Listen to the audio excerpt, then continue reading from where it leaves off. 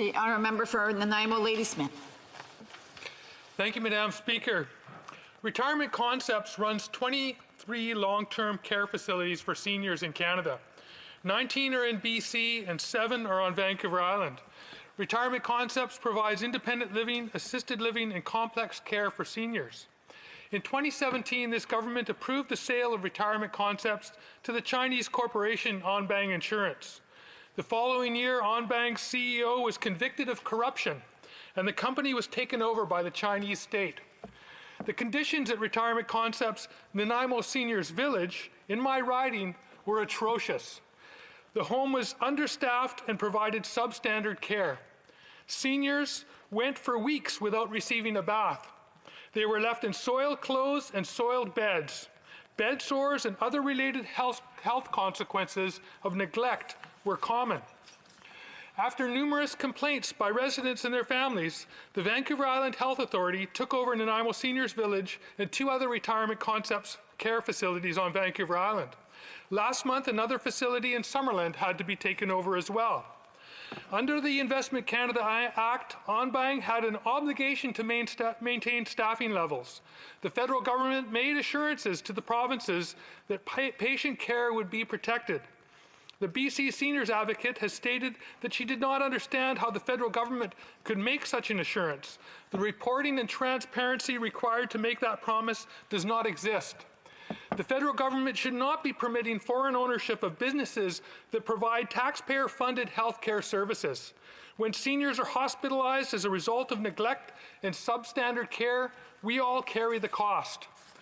Our seniors deserve better than for-profit care run by foreign corporations that lack accountability. Recent analysis by the Office of the BC Seniors Advocate found that the not-for-profit sector spends 59% of its revenue on direct care. That's 24% more per resident per year than the for-profit sector. The for-profit sector failed to deliver 207,000 hours of funded care. The not-for-profit sector provided 80,000 more hours of direct care than they were paid to deliver. Wages for care workers in the for-profit sector were 28% less than the industry standard. The Nanaimo Seniors Village had a hard time attracting workers with an average wage of $18 per hour rather than the $24 an hour industry standard. There is a waiting list for every government-funded care bed. There is no competition to provide these services, no free market. These beds will be filled whether a facility is properly staffed and delivering appropriate care or not. That revenue stream is guaranteed. The abuses that have resulted from this situation are horrifying. We have failed to protect our seniors. We must remove the financial incentive to provide substandard seniors care. Corporations cannot be permitted to squeeze profit out of the healthcare system through vague accounting, paying below average wages, and neglecting vulnerable seniors. That is unacceptable. The operation of seniors' long-term care facilities is under the jurisdiction of the provinces, but the government must be actively involved in creating a solution to these problems. The government needs to mandate national standards to ensure the safety and dignity of Canadian seniors. And going forward, the government should not permit foreign ownership of businesses that provide taxpayer-funded health care services. Thank you. The Honourable Parliamentary Secretary to the Minister of Innovation, Science and Industry. Thank you, Madam Speaker, for allowing me the opportunity to respond to the comments made by my honourable colleague from Nanaimo, Ladysmith, regarding the acquisition of Retirement Concepts by Cedar Tree in 2017.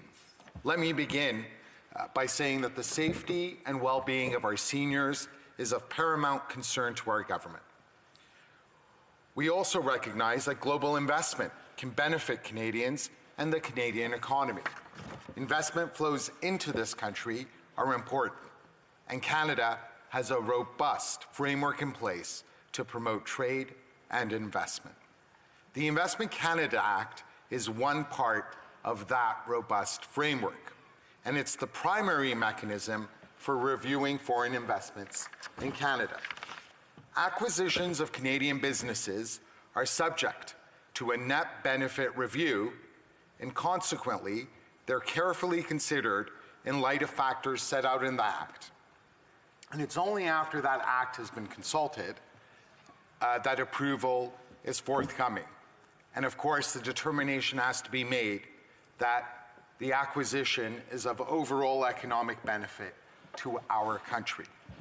In the course of the review of this specific investment, the Minister considered submissions from a number of healthcare advocacy groups, associations, and professionals.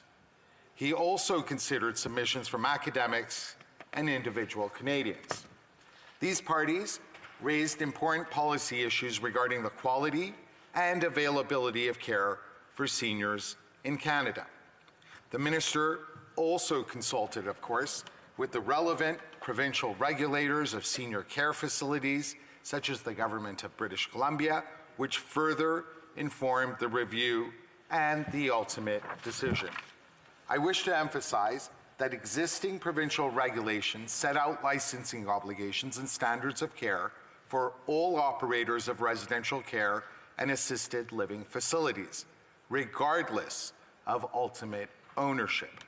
Retirement Concepts continues to be required to meet or exceed these requirements, and it is also required to work with the Government of British Columbia to remedy any concerns. Additionally, through the Investment Canada Act review, legally binding commitments were put in place.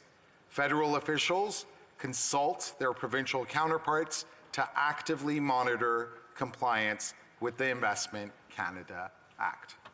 Thank you, Madam Speaker. The honourable member for Nanaimo, Ladysmith. Thank you, Madam Speaker.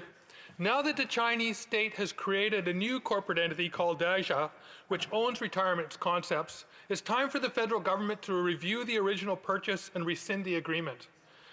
The Canadian seniors of today were the workers and business owners of yesterday. They worked hard, paid their taxes, and contributed to building what they believed to be a retirement security. They are also our parents and our grandparents. We owe them dignity and care in their final years. No one in a care facility in Canada should be left in a soiled bed for hours until they get a septic wound. No one in a care facility in Canada should be left without a bath for weeks on end. We should not have allowed this critical healthcare service to be sold to the highest foreign bidder. This crisis must be fixed. The honourable parliamentary secretary. Madam Speaker, thank you once again for allowing me to respond. Retirement Concepts, as the operator here, continues to work with the Government of British Columbia to remedy any and all concerns. However, I feel it's fitting that I close by recognizing the first Canadian death from COVID-19, a resident of a British Columbia residential care facility. We extend our deepest condolences. Our absolute priority will always remain the health and safety of Canadians. The federal government will continue to provide leadership and partnership with the provinces, territories, and all Canadians. Thank you, Madam Speaker.